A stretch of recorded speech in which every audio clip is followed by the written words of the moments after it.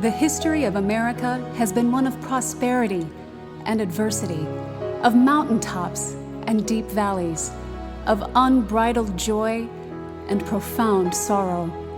Yet it always seems when the hour has been darkest, Americans gather together, drawing strength from one another.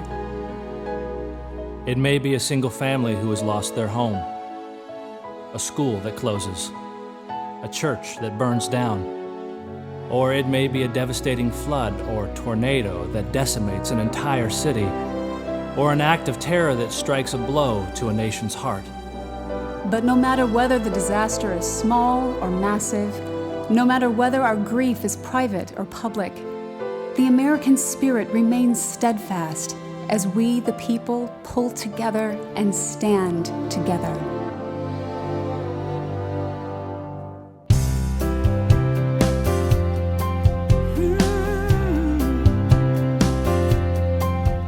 There's a piece of prairie with a white picket gate. The geographic center of the lower 48. How long it's been in our family is anybody's guess.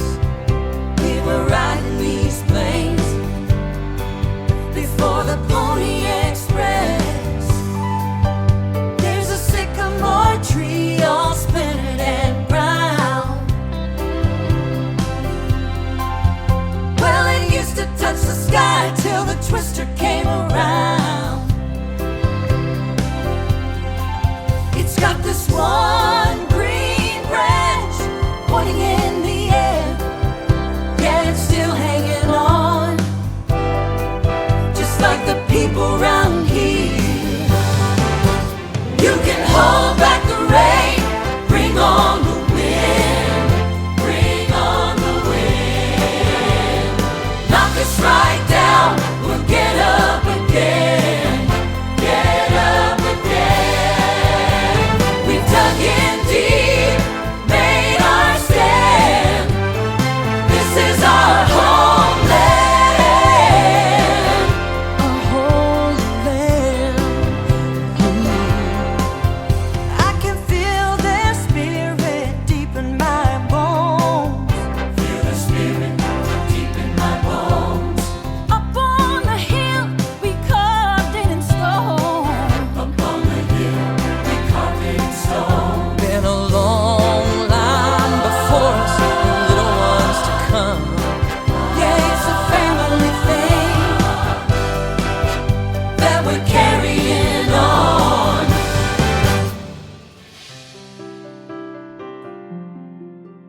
I remember it was a typical Saturday morning.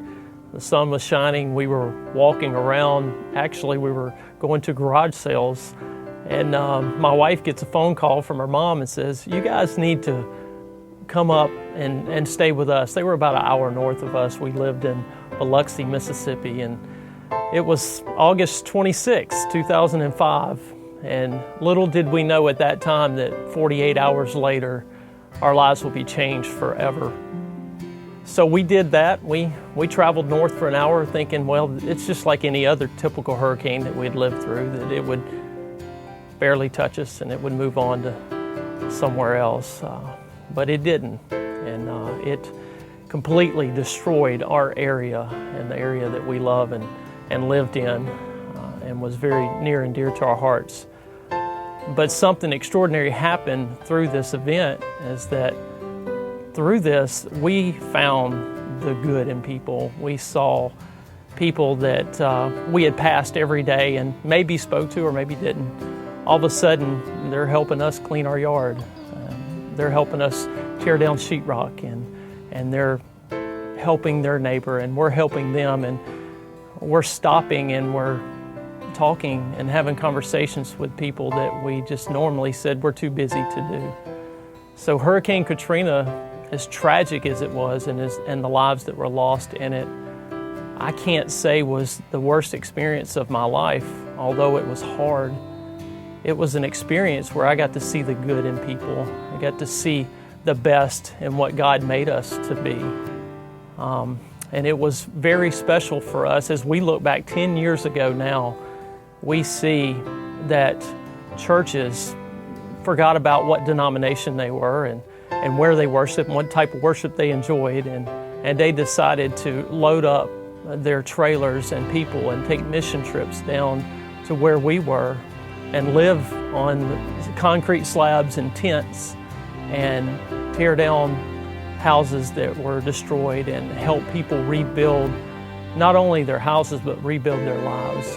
And we were touched by that. We had churches that came and stayed in our church and just loved on us and prayed with us and gave us what we needed to have the strength to get through a time that was just completely surreal. We would drive down the road and literally not know where we were because there were no road signs, there were no stoplights, there were no buildings at the ends of the road, so all our landmarks were gone. But through all that, we saw God's hand at work, and we saw what we know today was just such a blessing for us. It was an experience that I wouldn't want people to go through, but I know that our family looks at it now and says, you know, God took us through this so that He could teach us what life really is. It's not about our tangible things. It's not about material things. It's about the people we love, and it's about the people we have influence on. And we were on the receiving end of that, and because of that, we try to spend our lives now touching others' lives just because of the experience that we had through Hurricane Katrina.